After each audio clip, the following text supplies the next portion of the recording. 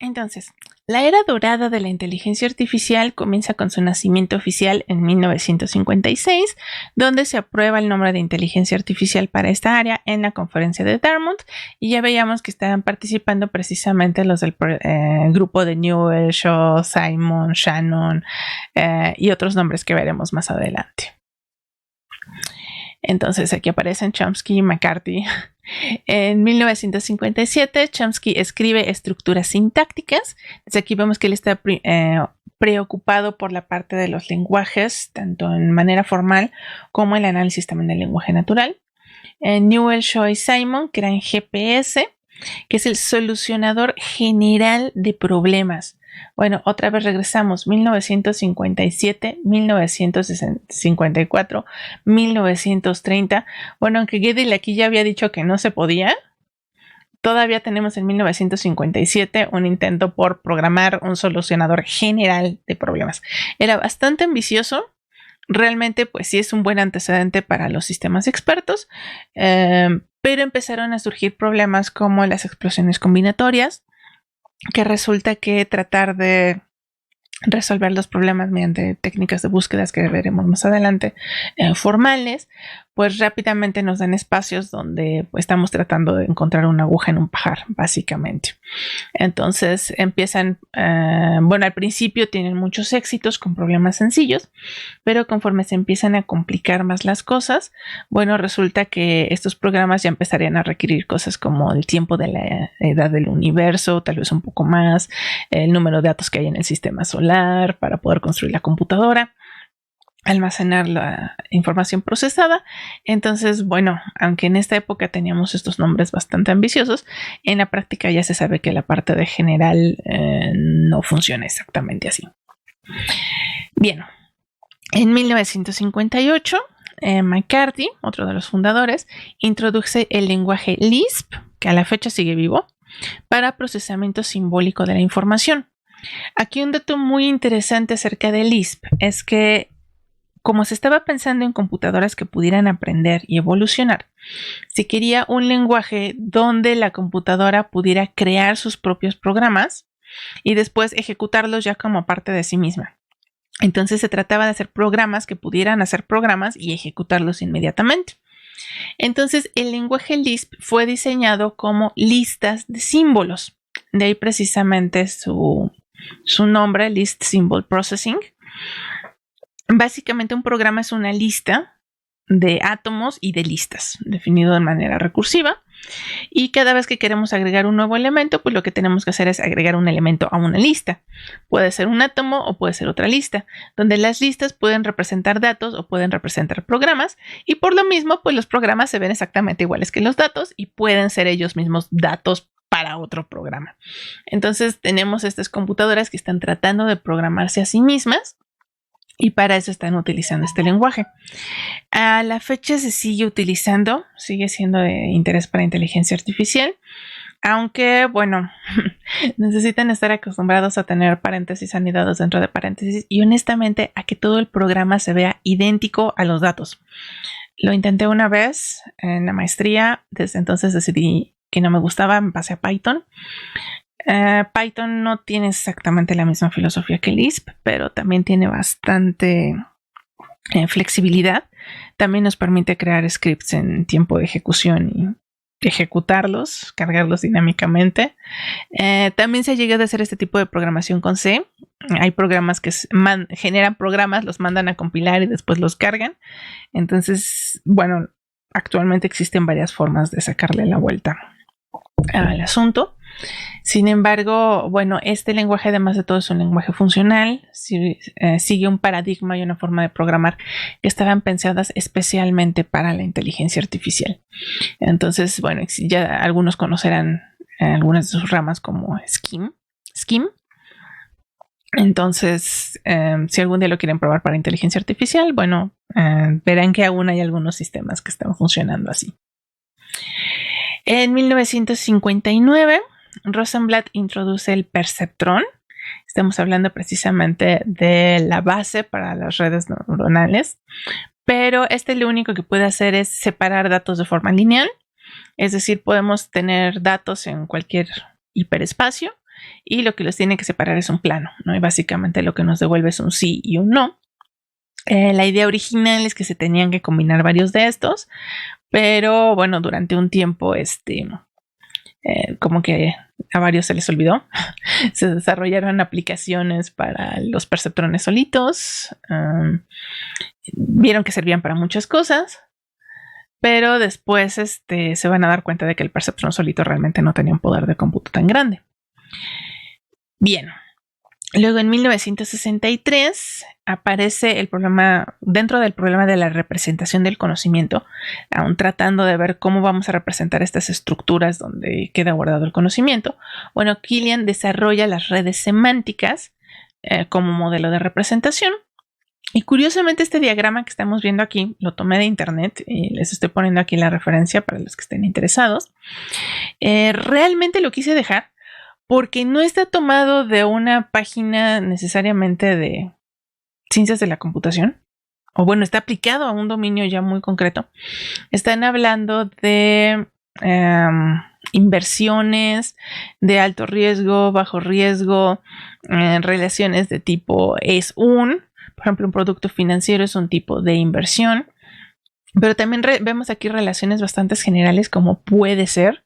Una inversión podría ser de alto riesgo o puede ser de bajo riesgo. Los bonos de gobierno dice que son de bajo riesgo. Aquí vemos cómo tenemos a los conceptos adentro de de los nodos, y la relación que existe entre los conceptos se va a dar por medio de etiquetas, ¿no? Aquí que están calificando precisamente esa relación. Y en principio en esta representación puede ser arbitrario. Se puede poner cualquier tipo de etiqueta en la relación. Unas que son muy famosas son is a, es un tipo de. Hay otra que se va a llamar ACO, a kind of, un tipo de. Y de hecho estas son las que más adelante van a evolucionar para convertirse en la instanciación o en la herencia en los modelos de clases. Pero aquí todavía vemos algo mucho más general que lo que se utiliza en programación orientada a objetos. Bueno, seguimos teniendo más desarrollos. En el 65 Buchanan, Feigenbaum y Lederberg comienzan el proyecto Dendral, que va a ser el primer sistema experto que analiza compuestos orgánicos y determina su estructura. En 1966, aquí está la psicóloga Elisa, primer chatbot que implementa lenguaje natural. En el 68, Minsky publica Semantic Information Processing. Y en el 69, Minsky y Papert publican Perceptrons. Ahora, aquí hay algo interesante. Observen que Minsky, ¿en qué equipo está?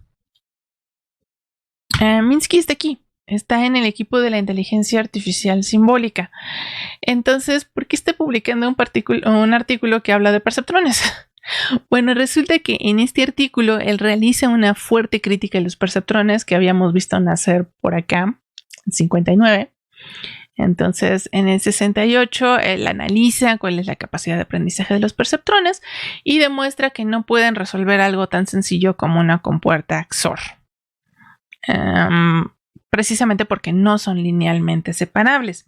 Lo que tenemos en el caso de una compuerta XOR es los unos de un lado, los ceros del otro, y no tengo manera de separar a los blancos de los negros con una sola línea.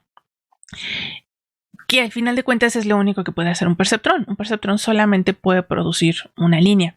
Entonces, cuando Minsky muestra esto, se muere el desarrollo de las redes neuronales prácticamente durante mucho tiempo. Y se dice que lo que sucede es que, bueno, eran dos escuelas diferentes, pero obviamente todo el mundo está compitiendo por el presupuesto. Así es que si uno quiere ganar el presupuesto, pues hay que demostrar que tu idea es mucho más prometedora que la de la competencia. Y de alguna manera el análisis que ellos realizaron en este artículo consiguió eso. La gente empezó a abandonar a los perceptrones y entonces por eso estamos hablando de la era dorada de la inteligencia artificial en el lado simbólico. Entonces en 1970 tenemos el Colmer-Andor desarrolla Prolog, quizá el lenguaje de IA más popular actualmente. Entonces, sí, existen sistemas programados en Prolog. Veremos más adelante que el sistema para realizar las sustituciones y asignar los valores a las variables ayuda muchísimo en la parte de inferencia. Entonces, este lenguaje desde los 70s está con vida. También hay un sistema muy interesante que es el SLU de Winograd. Y esto es porque actualmente, se habla de la inteligencia artificial en cuerpos, en corpórea, porque hay una discusión que alega que no es posible realmente aprender conceptos nuevos si no se está interactuando con el ambiente que le dio origen a esos conceptos. Y resulta que en realidad esa idea no es nueva. En 1970, Winograd era un estudiante de doctorado que tenía precisamente esa noción de que para poder hablar un lenguaje como el inglés, pues se necesitaba estar en contacto con las cosas a las cuales se refería ese lenguaje. Entonces, por eso lo que él hizo fue generar un ambiente virtual donde había un agente llamado SLU. Yo solo por curiosidad, su nombre era Etaoin SLU. Etaoin son las letras más comunes que aparecen en el lenguaje inglés y SLU serían las siguientes. Entonces, la idea que él tenía con este lenguaje era que iba a tener un poquito de inglés inicialmente en el programa y le iba a dar una serie de reglas para que conforme SLU empezara a interactuar con las figuras geométricas que se encontraban en su ambiente virtual, empezara a descubrir el significado de las cosas. Entonces la idea es que estos bloques son de colores y puede hacer experimentos como intentar colocar las pirámides arriba de los rectángulos, una esfera arriba de una pirámide, y lo que el robot iba a descubrir, o el agente, era si sí se podían o no se podían realizar las acciones. Por ejemplo, una esfera encima de una pirámide pues se va a caer. Entonces lo que iba a aprender SLU era decir it fell, I can't put it there, cosas por el estilo. Igualmente le podría ir enseñando colores conforme el SLU fuera preguntando de qué color es esta caja, es roja. La persona le podría contestar no es roja, es verde. Ah, ok, entonces ya me aprendí la palabra verde. No, también existe el verde. Funcionó bien este sistema para estos mundos pequeños, que se les conoce como mundos de juguete, aunque si se intentaba utilizar en un mundo más grande, con más objetos y más palabras, pues aparece esa mencionada explosión combinatoria, donde la gran cantidad de posibilidades hace que pues esta implementación inicial ya no funcione. Sin embargo, la idea como semilla que él siembra de utilizar el ambiente virtual para que el agente tenga experiencia con el mundo, pues sigue con vida. Lo que vemos aquí del lado derecho es una captura de pantalla de una reconstrucción que ya se realizó con sistemas más modernos y por eso ya podemos ver las figuras de colores. Bueno, vamos a dejar ahí hasta ahí esta sección y vamos a pasar a continuación al momento en el que ya no todo salió tan bien y comenzó el invierno de la inteligencia artificial.